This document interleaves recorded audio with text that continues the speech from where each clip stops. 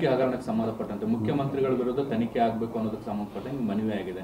ಈಗ ಕೆಲವು ಬಿಜೆಪಿ ಕಾಂಗ್ರೆಸ್ನ ಸಚಿವರು ಹೇಳ್ತಾ ಇರುವಂತದ್ದು ರಾಜ್ಯಪಾಲರ ಮೇಲೆ ನಮ್ಗೆ ಅನುಮಾನ ಇದೆ, ಬಹುಶಃ ತನಿಖೆಗೆ ಆದೇಶ ಕೊಡ್ಬೋದು, ನಮ್ಗೆ ಈಗ ಅವರು ದೆಹಲಿಗೆ ಹೋಗಿದ್ದಾರೆ, ಹಂಗಾಗಿ ನಮ್ಗೆ ಅನುಮಾನ ಜಾಸ್ತಿ ಇದೆ, ನೋಟಿಸ್ ಕೊಡ್ಬೋದು ಅನ್ನೋ ಥರದಲ್ಲಿ ಒಂದಿಷ್ಟು. ನೋಡಿ, ರಾಜ್ಯಪಾಲರ ಬಗ್ಗೆ ಅವರಿಗೆ ಮಾತನಾಡಲಿಕ್ಕೆ ಯಾವುದೇ ರೀತಿಯಾದಂಥ ನೈತಿಕತೆ ಇಲ್ಲ. ಯಾಕಂದರೆ ರಾಜ್ಯಪಾಲರು ಇದೇ ಕಾನ್ಸ್ಟಿಟ್ಯೂಷನಲ್ ಹೆಡ್ ಮತ್ತು ಅವರು ಸಂವಿಧಾನದ ಪ್ರಕಾರವಾಗಿ ಅವರು ಮುಖ್ಯಸ್ಥರು, ಅದರ ಜೊತೆಗೆ ಸಂವಿಧಾನ ಸಂರಕ್ಷಕರು ಕೂಡ ಹೌದು.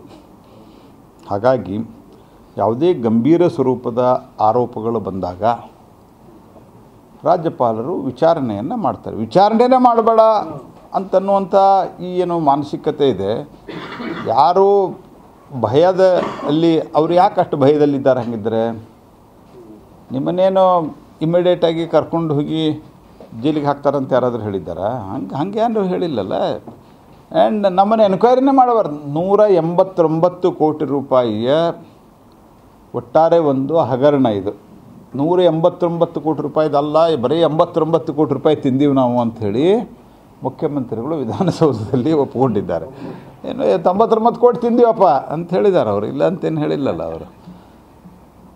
ಅಕಸ್ಮಾತ್ ಆ ಚಂದ್ರಶೇಖರ್ ಅವರ ಆತ್ಮಹತ್ಯೆ ಅತ್ಯಂತ ದುರ್ದೈವದ ಸಂಗತಿ, ಆದರೆ ಡೆತ್ ನೋಟ್ ಅವರು ಬರೆದಿರಲಿಲ್ಲ ಅಂತಂದರೆ ಪ್ರಾಬಬ್ಲಿ ಈ ಹಗರಣ ಮುಚ್ಚಿ ಹಾಕ್ತಾಯಿದ್ರು. ಆದ್ದರಿಂದನೇ ನಾನು ಆರಂಭದ ದಿವಸದಲ್ಲಿ ಹೇಳಿದೆ, ವಿಧಾನ ಪರಿಷತ್ನಲ್ಲಿ ಹೇಳೋಕ್ಕಿಂತ ಮೊದಲನೇ ನಾನು ಬೆಂಗಳೂರಿನಲ್ಲಿ ಒಂದು ಪ್ರೆಸ್ ಮೀಟ್ನಲ್ಲಿ ಹೇಳಿದ್ದೆ, ಇದು 100% ಸರ್ಕಾರ ಅಂತ. ಯಾಕೆ 100% ಅಂತ ಕೇಳಿದ್ದಾರೆ. ನಿಮಗೆ ಅವ್ರು 40%, ನಮ್ಮ 40% ಅವರು ಇವತ್ತು ಆಯೋಗ ಮಾಡಿದ್ದಾರೆ, ಒಂದೂ ಪ್ರೂವ್ ಮಾಡಿಲ್ಲ. ಆದರೆ ಇವ್ರದ್ದು 100% ದುಡ್ಡೆಲ್ಲ ತಗೊಂಡು ಪೂರ ತಿಂದು ಹಾಕಿಬಿಟ್ಟಿದ್ದಾರೆ, ಆ್ಯಸ್ ಇಟ್ ಈಸ್. ಅವ್ರಿಗೆ ಭಾಳ ಆದರೆ ನೀವು 80-90% ಸರ್ಕಾರ ಅಂತ ಹೇಳ್ಬೋದು, ಭಾಳ ಕನ್ಸೆಷನ್ ಕೊಡ್ಬೇಕು. ಯಾಕೆ ನಾ ಹೇಳ್ತಾ ಇದ್ದೀನಿ, ಯಾರ ಹೆಸರಲ್ಲಿ ಟ್ರಾನ್ಸ್ಫರ್ ಆಗಿದೆಲ್ಲ ಅವ್ರ ಜೊತೆಗೆ ಅಂಡರ್ಸ್ಟ್ಯಾಂಡಿಂಗ್ ಏನಿತ್ತು?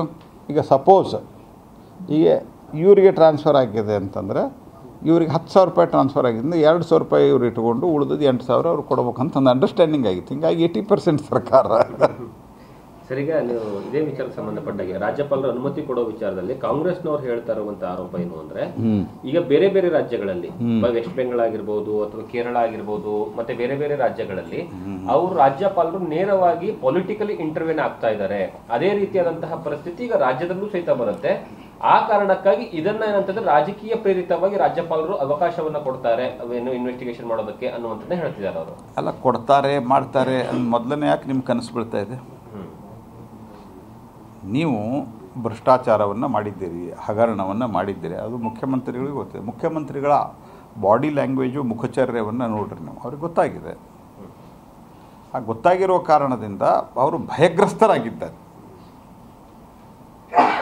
ಆ ಭಯದಿಂದ ಈ ರೀತಿ ಎಲ್ಲ ಮಾತನಾಡ್ತಾ ಇದ್ದಾರೆ.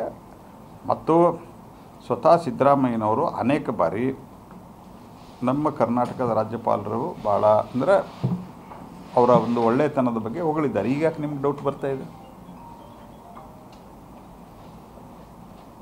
ಹಾಗಾಗಿ ನೀವು ಇಮ್ಯಾಜಿನ್ ಪ್ರಾಬ್ಲಮ್ ಮಾಡಿಕೊಂಡು ನೀವು ಮಾತಾಡಿದರೆ ನಾವೆಲ್ಲ ಉತ್ತರ ಕೊಡೋಕ್ಕಾಗಲ್ಲ.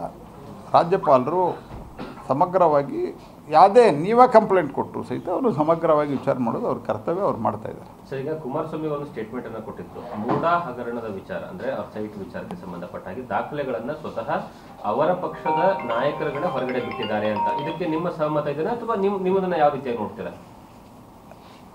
ಅವ್ರ ಪಾರ್ಟಿಯವ್ರು ಬಿಟ್ಟಿದ್ದಾರೆ. ನಾವು ಹಿಂಗೆ ಬರ್ತಾ ಇದ್ದೀವಿ, ಪ್ರೆಸ್ ಮೀಟ್ ನಡೆದಂತ ಪಾರ್ಲಿಮೆಂಟಿಗೆ ಬರ್ತಾ ಇದ್ದೀವಿ. ಹಾಂ ಸರ್. ಅಲ್ಲಲ್ಲ, ಈಗ ನೀವೇನು ಕೇಳಿದ್ರೆ ಹೇಳಿ. ಇಲ್ಲ, ಅದೇ ಅವರ ಪಾರ್ಟಿಯವರೇ ಅವ್ರ ಪಾರ್ಟಿಯವರೇ ಕೊಟ್ಟರೆ ಇನ್ಯಾರು ಕೊಡ್ತಾರೆ? ಕಾರಣ ಏನು CM ಅವ್ರನ್ನ ಇಳಿಸ್ಬೇಕು ಅಂತಾನೆ. ಅವ್ರ ಪಾರ್ಟಿಯಲ್ಲಿ ಏನು ಅಗ್ದಿ ಏನು ಭಾಳ ನಂದನವನ ಇದ್ದಂಗಿದೆ, ರಾಮರಾಜ್ಯದಂಗಿದೆ ಅಂತ ತಿಳ್ಕೊಂಡಿದ್ದಾರೆ ನೀವು. ಇಲ್ಲ, ಅವರಲ್ಲಿಯೂ ಜಗಳ ಭಾಳ ಇದೆ. ಹಾಗಾಗಿ ಅವರು ಕೊಟ್ಟಿದ್ದಾರೆ ಅಷ್ಟೇ. ಯಾಕೆ ಕೊಟ್ಟಿದ್ದಾರೆ ಅಂದ್ರೆ ಓಕೆ. ಇನ್ನೊಂದು ಸರ್, ನೀವು ಎಲ್ಲ